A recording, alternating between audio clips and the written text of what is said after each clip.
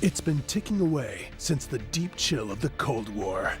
From the explosion of the Soviets' first atomic bomb to today's new nuclear threats. This icon of nuclear danger has gauged how close we have come to Armageddon. The world will end at the stroke of midnight, and only a few minutes remain on the Doomsday clock. Next on Modern Marvels.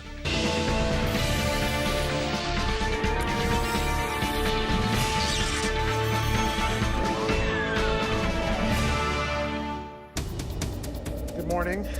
I'm Stephen Schwartz, publisher of the Bulletin of the Atomic Scientists. February 27th, 2002, a news conference in Chicago.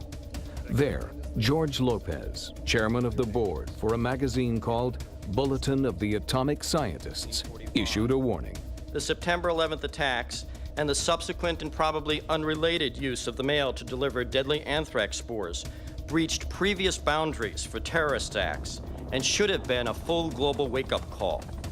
Moving the clock's hands at this time reflects our growing concern that the international community has simply hit the snooze button rather than respond to the full alarm.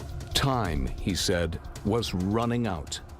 To make the point dramatically clear, Nobel Prize-winning physicist Leon Lederman set the minute hand at 7 minutes to midnight on a symbolic timepiece dubbed the Doomsday Clock. It ominously suggested the nuclear danger the world faced.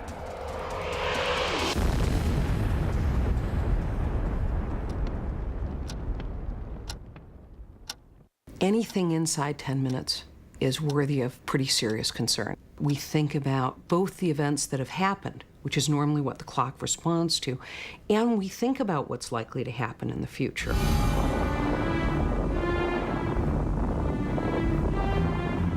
Since 1947, the minute hand of the Doomsday Clock has moved forward or backward 17 times as events have heightened or lessened the possibility of a nuclear war. The Enola Gay arrived at 8:11 a.m. In 10 seconds, the world will shake.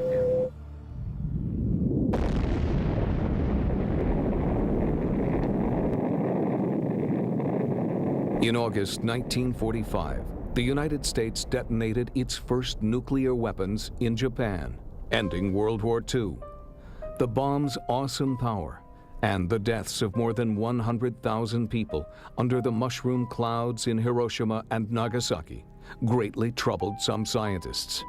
They were part of the Manhattan Project, the government's atomic bomb program. And they were afraid that they had unleashed a genie that could not ever be bottled, but they were going to do their damnedest to try to bottle it up again. Immediately after the war, a group of former Manhattan Project chemists and physicists began meeting in Chicago. Among them, John A. Simpson, inventor of a plutonium detection instrument; Harold C. Urey, a 1934 Nobel Prize winner in chemistry; Alexander Langsdorff, the inventor of a chamber for tracking cosmic rays; and Eugene Rabinowitch, co-author of the June 1945 memorandum that had urged the Secretary of War not to use the bomb against Japan. They wanted to break down the walls of secrecy, involve the public, and help them understand what this really meant for our future. And they were all motivated by that feeling, all of them. They call themselves the Atomic Scientists of Chicago, and they wanted to open the eyes of the public and policymakers about the significance of atomic power. So they published a newsletter called Bulletin of the Atomic Scientists of Chicago in December 1945. They founded it also out of their desire to ensure that nuclear weapons would never again be used, and that mankind might perhaps learn to harness the potential benefits of atomic energy. 44-year-old Eugene Rabinowitch, a Russian immigrant, became the Bulletin's first editor-in-chief. It was a title he held for more than 20 years. He was a small man, a round man, a very humble one, if you will, and really brilliant. There's no question about that. And he was a man dedicated, really dedicated to the belief that science was a positive force in the world and for the benefit of people. And that's really what kind of pushed him forward all the time. Initially, the bulletin was simply a 6-page mimeograph journal. By 1947, circulation was up, and a magazine replaced the newsletter format. And so the editors asked Martil, a local artist who was also married to one of the founders of the Bulletin, Alexander Langsdorff, to come up with something to put on the cover. One of the founders, Hy Goldsmith, knew about me as an artist. He gave no instructions. All he said is, it can't cost much. There never was any money. So I did several concepts, and I thought about it.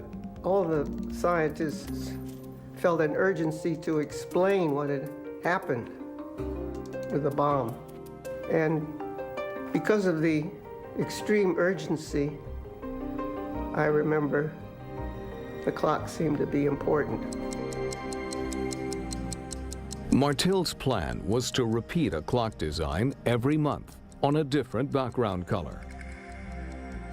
In June 1947, the first bulletin clock cover appeared. It depicted the final quadrant of a clock face with a minute hand approaching midnight. The message was clear. The end of time was drawing close. While Martil intended the clock image as a whole to convey a psychological sense of imminent danger, placing the minute hand at 7 minutes to midnight was simply a matter of aesthetics. I chose 7 minutes because it seemed the right time on the page. It was the right design. It left room for the contents, and it just suited my eye. The following month, Eugene Rabinowicz's essay to readers explained the symbolism of the clock of doom, as he called it. It represents the state of mind of those whose closeness to the development of atomic energy does not permit them to forget that their lives and those of their children, the security of their country, and the survival of civilization all hang in the balance as long as the specter of atomic war has not been exorcised.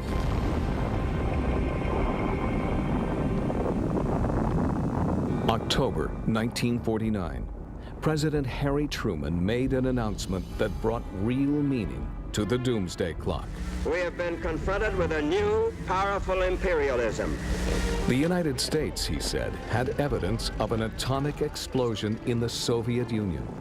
The bulletin's editors knew that the East-West nuclear arms race that they had foreseen was now underway. The scientists explained very calmly that once it's obvious to the world that such weapons can be built, it's only a matter of time before they will be built by any technically competent country with access to the right materials and the right knowledge. In response to the Soviets' atomic bomb, Rabinowitz wrote in the October 1949 issue, We do not advise Americans that doomsday is near and that they can expect atomic bombs to start falling on their heads a month or a year from now. But we think they have reason to be deeply alarmed and to be prepared for grave decisions. To dramatize the point, Rabinowitz reset the clock's minute hand on the bulletin's cover, 3 minutes to midnight. The clock unexpectedly took on new meaning for the magazine's editors. Suddenly they realized they had a very important tool here that could help educate people. And in the beginning, it was certainly seen as a way to tell quickly and symbolically a public out there that, gee, life is better or life is not so good. Or things are changing, you better watch out. But the clock's symbolism didn't fully capture the public's attention until the explosion of a new, more powerful weapon of mass destruction. 4, 3, 2,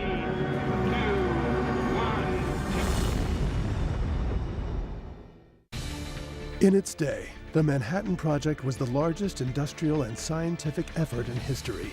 It cost more than $2 billion in 1945 and employed more than 175,000 people. The Doomsday Clock will return in a moment. Russia becomes an atomic power. America's monopoly is ended. The Soviets' detonation of the atom bomb in 1949 rekindled a secret high-level U.S. debate left simmering since the early days of the Manhattan Project. Should the United States build a super bomb, a hydrogen bomb far more powerful than the largest atom bomb? These were weapons of a completely different order of magnitude. Atomic bombs could destroy parts of cities, or if they were small, entire cities, whereas hydrogen bombs could destroy countries. And of course, there was no limit to the explosive power of a hydrogen bomb. It was a time where the world itself was very unsettled. Independence movements in Africa, in Latin America. And then, of course, the struggle between the communist world and the non-communist world. You add to this the destructive power of nuclear weapons, and it's like you're building a big bonfire in the middle of everything, and who's going to light the fuse?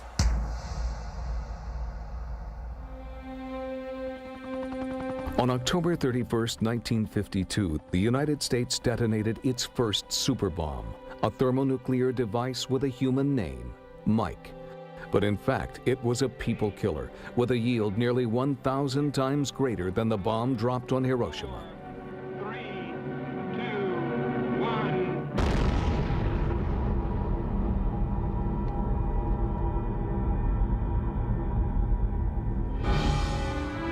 All test islands seem to be swept clean.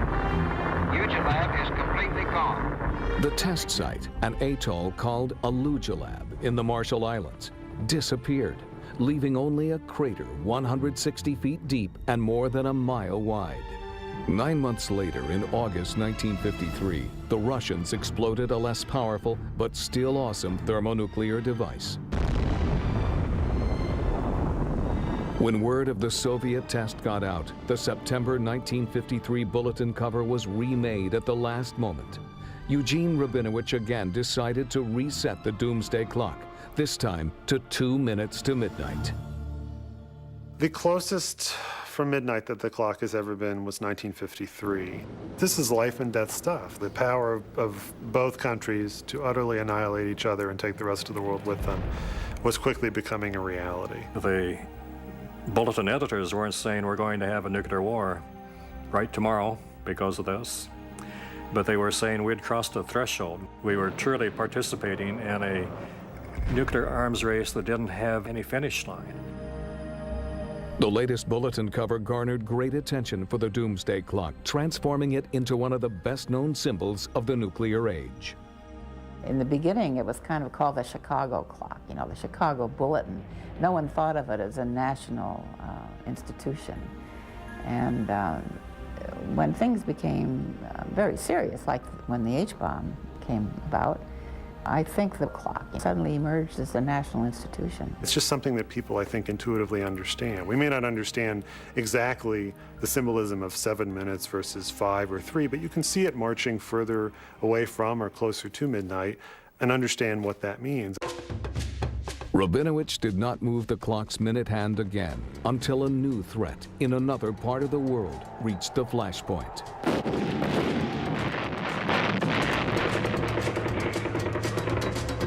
On October 31st, 1956, Egypt was invaded by Israel, Great Britain, and France. They wanted to oust Egyptian leader Colonel Gamal Abdel Nasser, who in July had nationalized the British and French-owned Suez Canal. President Dwight Eisenhower faced a dilemma. If the United States supported its three allies, Nasser might turn to the Soviet Union for help. President Eisenhower backed the United Nations and forced the British and the French and Israelis to back off. And the bulletin editors and the board of directors were always very much in favor of multilateral solutions to conflicts. Persuade Israeli, British, and French troops to lay down their arms. In response to Eisenhower's efforts, Rabinowitz set the Doomsday Clock back to 7 minutes before midnight. In January 1960, he wrote, "A new cohesive force has entered the interplay of forces shaping the face of mankind, and it is making the future of man a little less foreboding."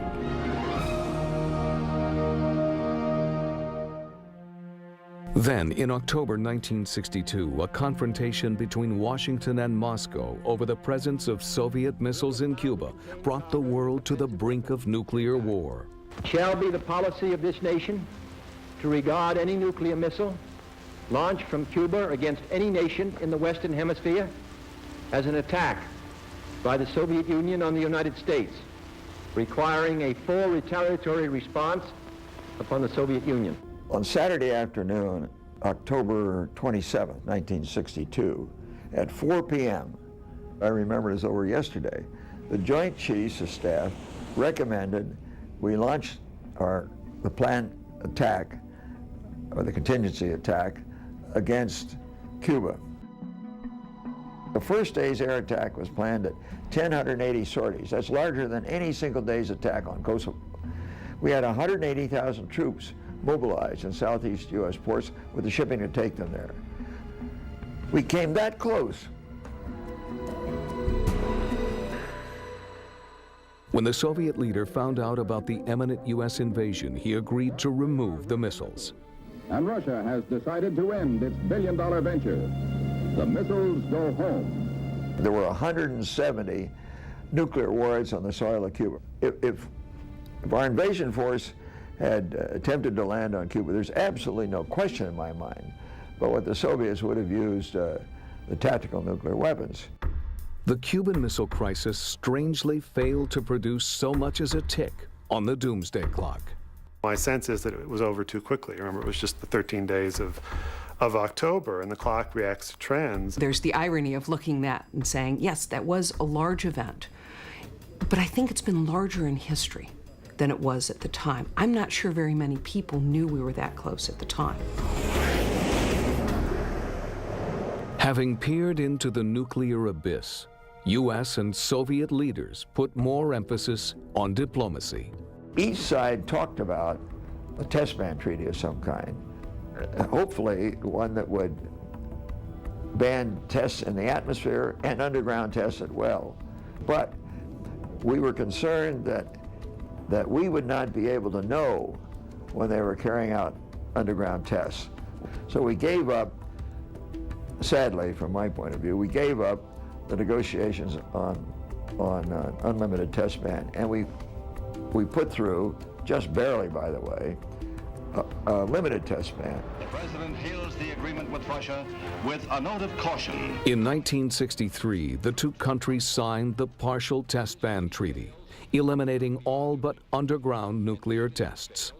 The clock did react when the Partial Test Ban Treaty was signed, and that was negotiated as a direct consequence of the enormous fear that everybody felt out of the Cuban Missile Crisis. So the clock did react. It just reacted later to an event that was connected to the crisis.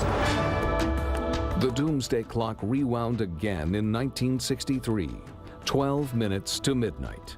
But the optimism was short-lived.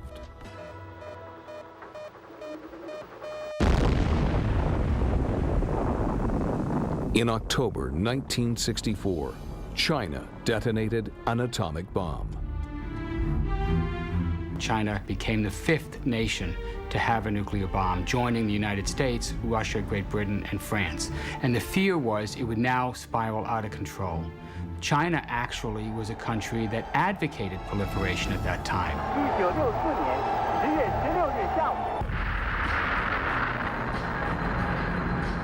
A global arms buildup and increased nationalism ultimately led to war, the U.S. in Vietnam in 1964. India and Pakistan in 1965. Israel against Jordan, Syria, and Egypt in 1967. By 1968, Eugene Rabinowitz believed that international cooperation was quickly being diminished by international anarchy. He wrote an apocryphal editorial under the title The Dismal Record and jumped the Doomsday Clock forward 7 minutes to midnight. If the editorial mood at the Bulletin was gloomy, the scientists personally still held hope for the world. Kennedy started the effort, Johnson finished it, and Nixon signed it. And that was the Nuclear Non-Proliferation Treaty. The 1969 treaty authorized the 5 nations holding nuclear weapons to help other states develop nuclear power. In turn, the non-nuclear states agreed not to develop or obtain nuclear weapons. It grew from an original 70 countries now to every country in the world except for India, Israel, and Pakistan. Rabinowitz was encouraged by the agreement. In the April 1969 issue, he reset the clock's minute hand to 10 minutes.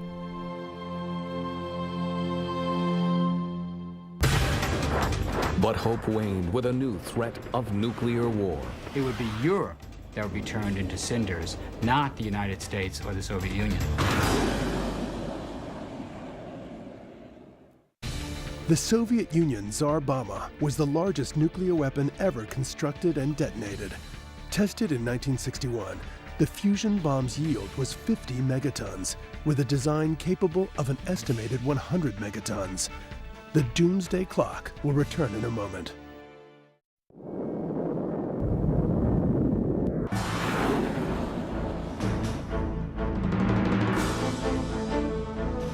By the late 1960s, the arms race between the U.S. and the Soviet Union threatened to spin out of control. Finally, in 1969, the two superpowers agreed to of nuclear weapons. The leaderships of the two countries had just encountered each other every once in a while at summit meetings, but they'd never really been able to engage on reducing or eliminating or controlling nuclear weapons. And in the late 1960s, the Soviets finally agreed that this is something that they would be willing at least to discuss. 3 years after negotiations had begun at the Strategic Arms Limitation Talks, or SALT, President Richard Nixon and General Secretary Leonid Brezhnev signed 2 agreements in Moscow. The Anti-Ballistic Missile Treaty limited the deployment of ABM defenses, and the interim agreement froze the number of strategic ballistic missiles at 1972 levels, but only for 5 years. Was putting a cap on the arms race, essentially. And it worked. It didn't prevent the development of all nuclear weapons, but it prevented the arms race from spiraling completely out of control. In June 1972, Bernard Feld, a member of the Bulletin's board of directors, wrote that the board was generally pleased with the ABM treaty, but wary of the interim agreement. Still, SALT II treaty negotiations were set to begin later in the year. In a hopeful spirit, the clock was moved backwards. The new time, 12 minutes to midnight, then the farthest jump back.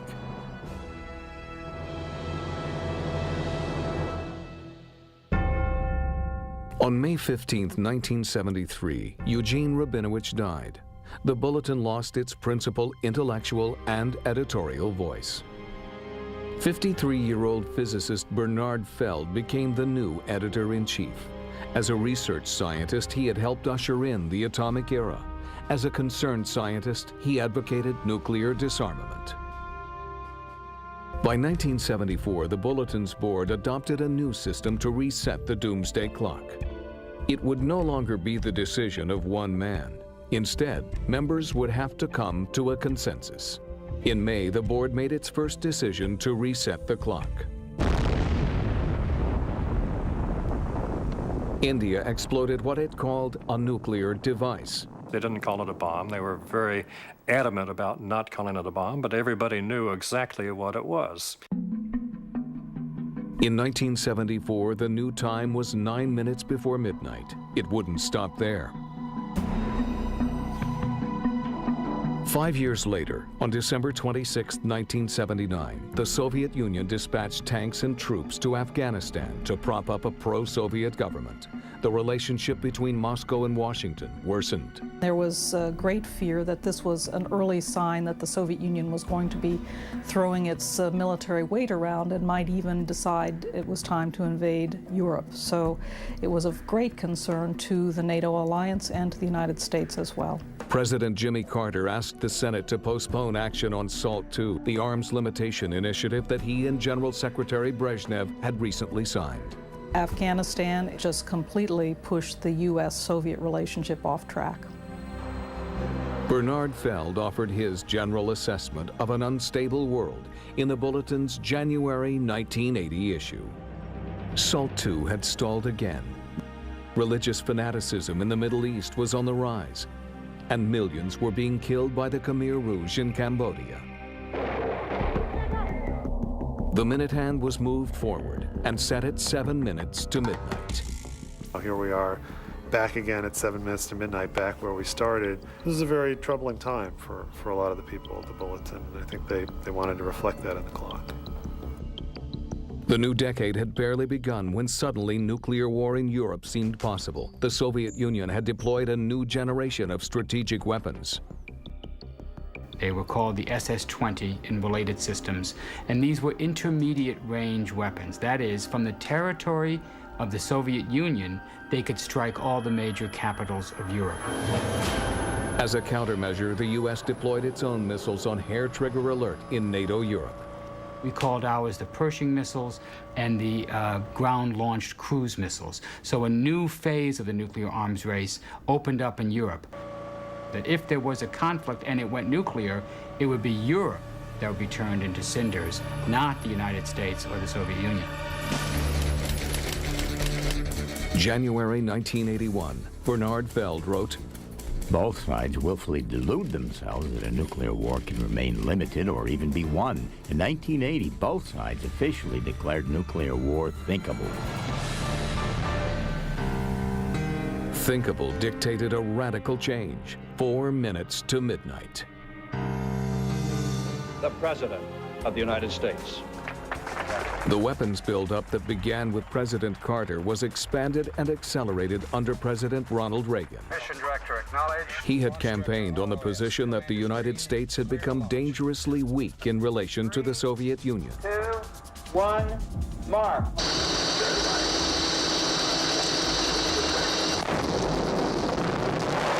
SALT II was, in his opinion, fatally flawed. The way to end the Cold War was to win it by destroying the evil Soviet Union.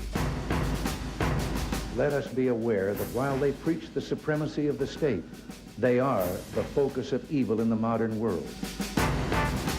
The Bulletin had no illusions about the Soviet Union.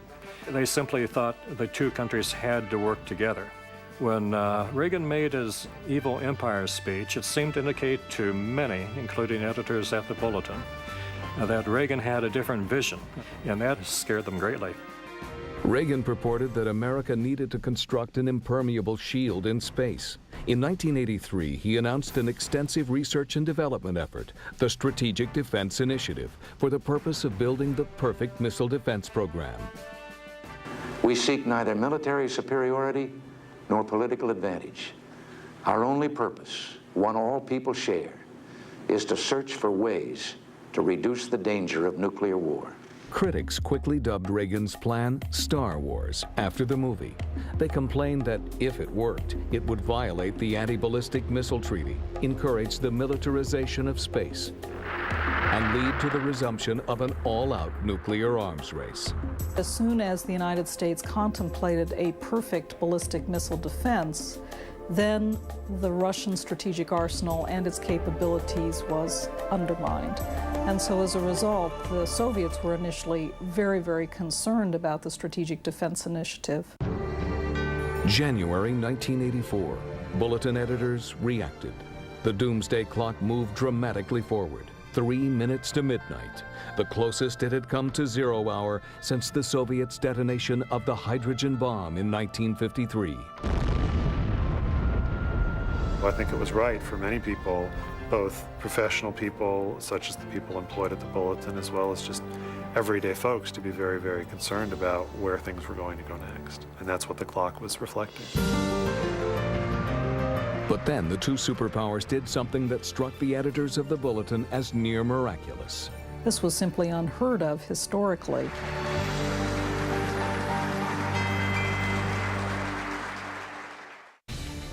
A recent study estimates that more than 28,000 nuclear weapons are currently maintained by the world's 8 known nuclear powers, most in the US and Russia. The Doomsday Clock will return in a moment. We maintain regain our strength in order to deter and defend against aggression. While President Reagan's Strategic Defense Initiative threatened U.S.-Soviet relations, the Bulletin's board of directors found a reason for optimism. The Soviet Union and the United States had agreed on a treaty that eliminated a whole class of weapons. After years of deadlock, President Ronald Reagan and General Secretary Mikhail Gorbachev had negotiated an arms agreement in 1987. The Intermediate-Range Nuclear Forces Treaty not only eliminated an entire class of weapons in Europe, but from all U.S. and Soviet arsenals. This was simply unheard of historically, and it showed, I think, that the two countries were beginning, even then, the process of opening that led eventually to the demise of the Soviet Union. It was a simple proposal, one might say disarmingly simple. The INF Treaty struck many, including the Bulletin's board members, as remarkable. The Reagan administration, by the end of its first term, was on the defensive. It had come in with very strong pro-nuclear weapons policies and was met by a global wave of protests against the policies.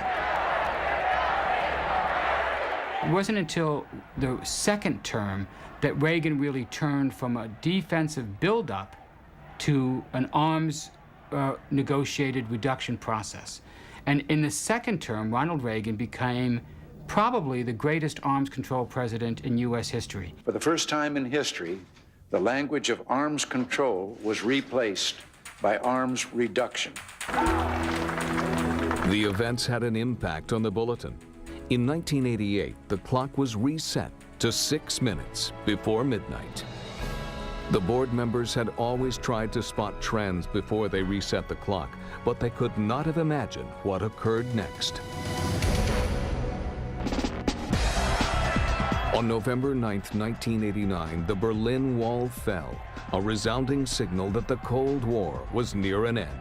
Prediction changed a lot after 1989 and the fall of the Berlin Wall, because so many things happened that many of us thought we wouldn't see in our lifetimes.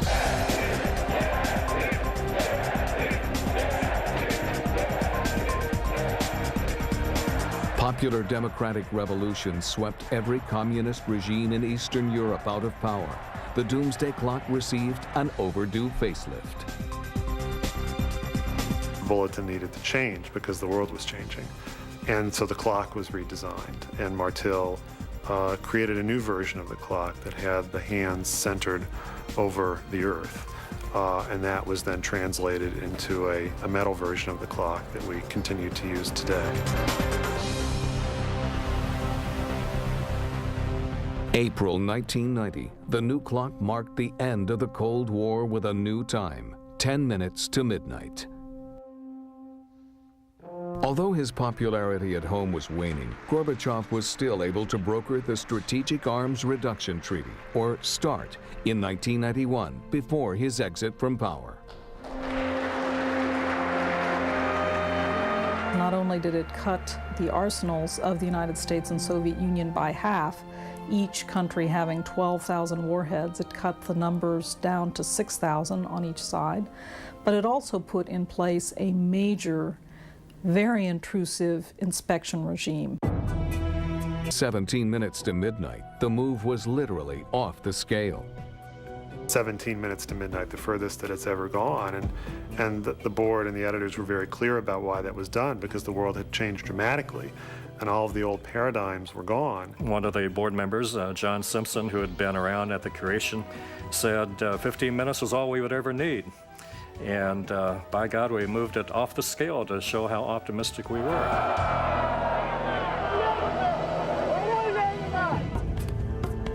As the Bulletin's 50th anniversary approached in 1995, it was felt that experts in foreign policy and weapons technology could help board members see the world with fresh eyes. On December 7th, a public hearing in Chicago invited new opinion about the clock. One man I remember in particular was Henry Beenan, and he said, well, maybe there shouldn't be any clock at all. His position was that Russia and the United States were no longer enemies, and there was no real need for the clock. Another expert thought the clock should be moved back even further to 20 minutes because she believed the meaning of Doomsday had changed. Doomsday was not so clearly defined as the end of civilization. Doomsday now meant the use of nuclear weapons anywhere in the world. So metaphorically speaking, there's life after midnight for most of the world, but not for the people who were involved in whatever local nuclear war there was. After a day of debate, board members spent 90 minutes deciding how much to move the clock. They put the minute hand back on the scale at 14 minutes to Doomsday. With the decline of the Soviet Union and basically their poverty, there was a lot of worry that small tactical nukes would be traded on the black market. There was also a great deal of fear that Russian scientists, who were basically out of a job, would sell their services to countries that were interested in building weapons. 3 years later, board members noticed increasing threats to world peace. In 1998, India and Pakistan both went nuclear officially. India conducted tests, followed by Pakistan. It was a very scary time. These are major countries with enormous populations who have already had 3 wars with each other since 1945. And it did look like a very major step toward proliferation and possibly war. Board members acted quickly. In June 1998, 1 month after the explosions, the clock was reset, 9 minutes to midnight. Only once before, in 1968, had the hand moved forward so many minutes.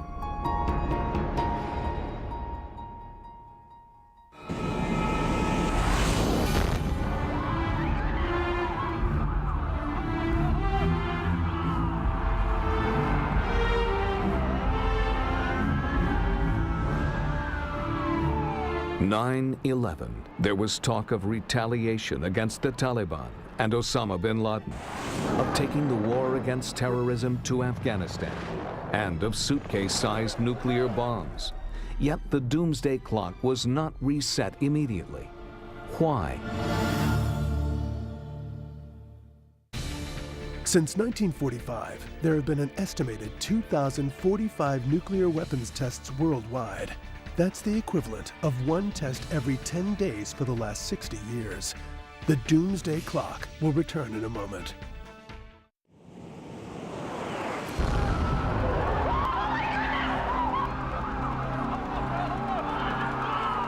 September 11th, 2001. Hijacked jetliners hit the Twin Towers of the World Trade Center in New York and the Pentagon outside Washington, D.C. A 4th hijacked plane crashed into a field in Pennsylvania.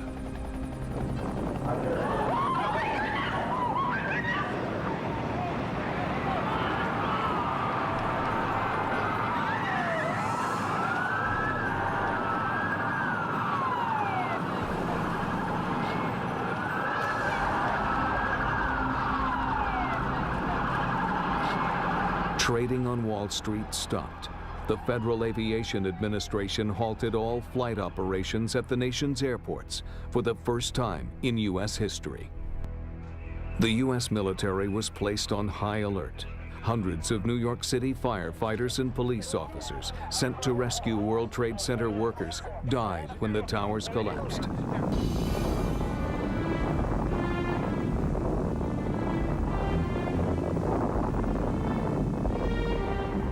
In all, nearly 2,800 people died. But the Doomsday Clock did not budge.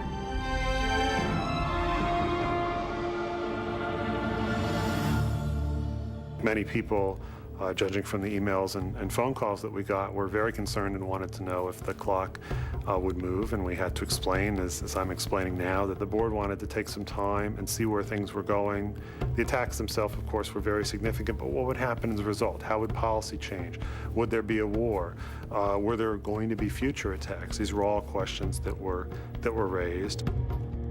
We don't tend to respond instantaneously to events, and the extent to which they represented a true, long-standing change in global security certainly wasn't clear then. In the months following September 11th, an increased risk of nuclear terrorism by Al-Qaeda and other terrorist groups filled the news. Finally, in February 2002, the clock moved closer to midnight by 2 minutes, 7 minutes to doomsday.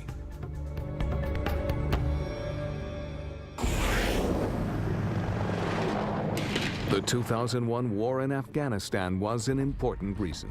That, in fact, did factor into our decision to move the clock back in 2002 to the original time at which the bulletin clock was set, the very first time. What will it take to move the clock through the world's next crisis? And in which direction?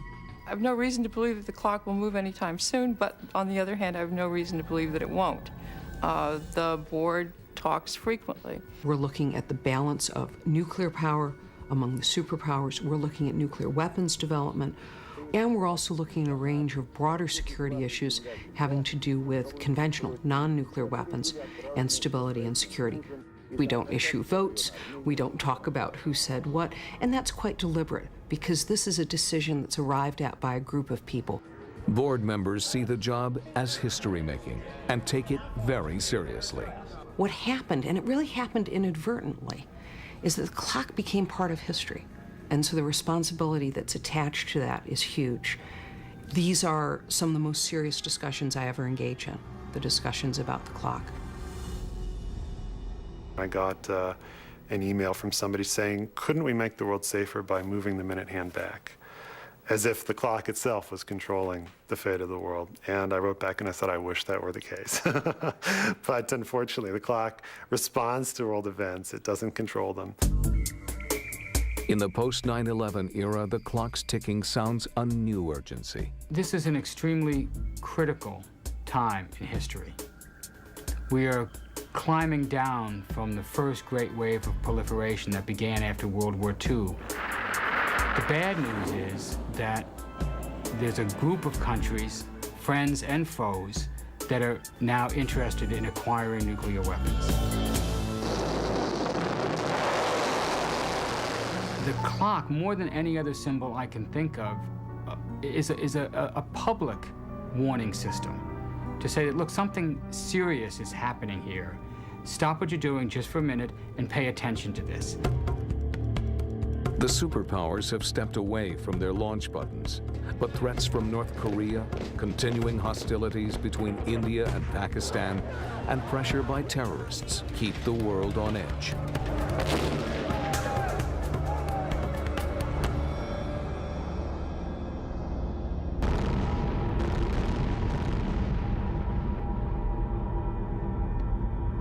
The nuclear age is just over half a century old, hardly a grain of sand in the hourglass of civilization.